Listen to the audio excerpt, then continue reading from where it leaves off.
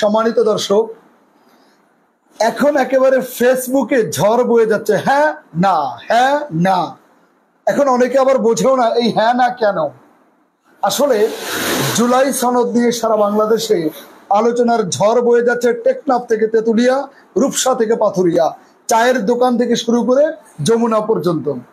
আমি এখন জুলাই সনদ আসলে কি, গণভোটটা কেন প্রয়োজন, হ্যাঁ না ভোটটা কেন প্রয়োজন, জুলাই সনদ না হলে কি হবে, জাতীয় নির্বাচনের সাথে বিএনপি দাবি করে জুলাই সনদ, জাতীয় নির্বাচনের সাথে হলে প্রবলেমটা কোথায়, এই বিষয়গুলো নিয়ে আমরা একটা দারুণ বিশ্লেষণ করতে চাই। শেষ পর্যন্ত আমার সঙ্গে থাকুন। প্রথম প্রশ্ন, জুলাই সনদ কি? জুলাই সনদ হলো জনগণ যা চায় তার পক্ষে বিপক্ষে কথা, অর্থাৎ জনগণ কোনটা চায়, জনগণ কোনটা চায় না, সেটা হলো জুলাই সনদ। অতএব এই জুলাই সনদের উপর একটা ভোট হবে, এই ভোটটা হ্যাঁ অথবা না। তার মানে জনগণ যদি হ্যাঁতে ভোট দেয় জুলাই সনদ হবে, জনগণ যদি নাতে ভোট দেয় জুলাই সনদ হবে না। তার মানে জনগণের ইচ্ছা।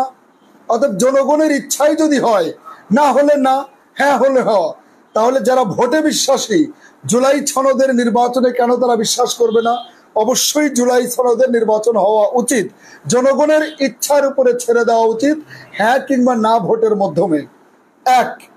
দুই নম্বর আসুন তো, এই হ্যাঁ কিংবা না ভোট, এই গণভোট কি বাংলাদেশে এবারই প্রথম? না, 1977 সনে প্রথম গণভোট হয়, 1985 সনে গণভোট হয় এবং 1991 সনে গণভোট হয়। তবে তিনবারই গণভোটে হ্যাঁ জয়যুক্ত, হ্যাঁ জয়যুক্ত, হ্যাঁ জয়যুক্ত।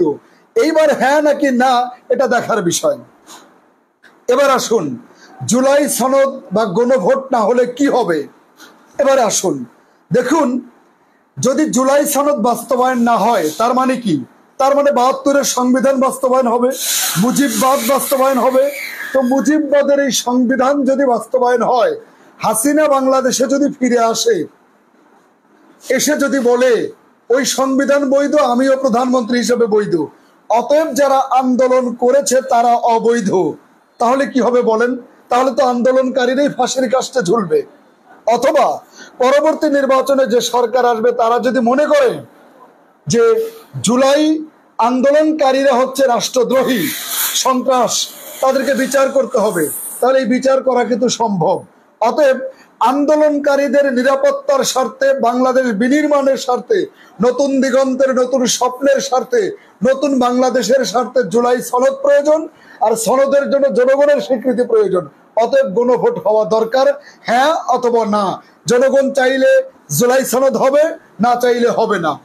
এবার আসুন, বিএনপি দাবি করছে জাতীয় নির্বাচনের দিন গণভোট, এই জুলাই সনদের গণভোট হোক। আমার কথা হলো যে ধরে নিলাম জাতীয় নির্বাচনের দিন গণভোট হইল, সরকারে বিএনপি বা জামাত আসলো বা এনসিপি গণ অধিকার আসলো, তারা এসে যদি বলে এই গণভোটকে লাথি মারি, সরকার আমরা ক্ষমতায়, আমরা জুলাই সনদ বাস্তবায়ন করব না, তাহলে কি আবার জনগণ আন্দোলন করবে, আবার রক্ত দেবে, আবার কি স্বৈরাচার হবে? আর কত রক্ত দেবে? ছাত্র জনতা যদি হাতে তুলে নেয় ব্যাস, তাহলে ছাত্র জনতা পাল্টে দিতে পারে ইতিহাস।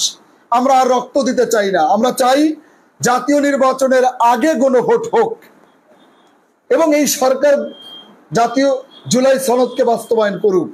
জুলাই গণ অভ্যুত্থানের ক্ষেত্রে নো কম্প্রোমাইজ, নো কম্প্রোমাইজ।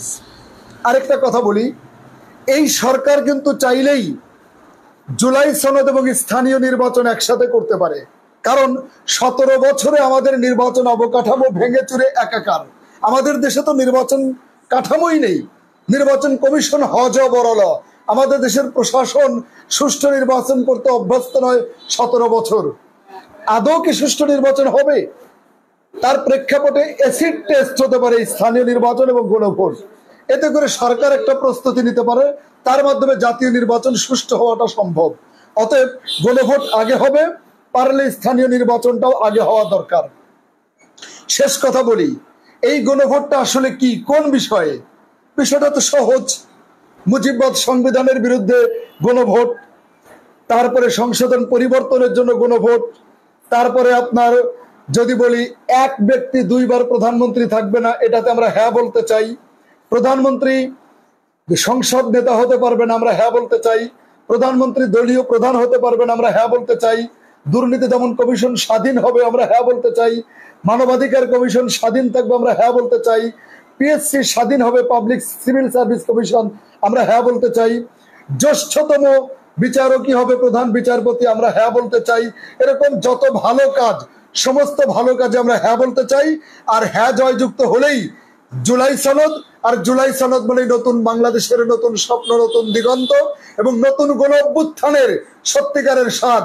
আর 3বার যেহেতু হ্যাঁ জয়যুক্ত হয়েছে, এবারও যদি হ্যাঁ জয়যুক্ত হয় তাহলে আমাদের ক্ষমতা জনতার হাতে। আসসালামু আলাইকুম রহমতুল্লাহ।